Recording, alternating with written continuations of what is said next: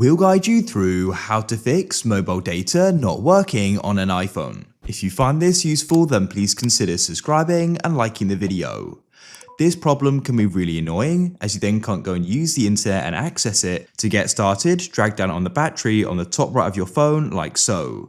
We're now in the control center, and you want to go and tap and hold on this panel in the top left. Make sure mobile data is on. If it currently is, go and tap on it to go and turn it off. Wait a couple of seconds and you can turn it back on. Sometimes doing that will make it work. The next thing you can try doing is opening up your settings. Then go and scroll down and find General. Scroll down again to the bottom and find Transfer or Reset iPhone. Then come down and tap Reset.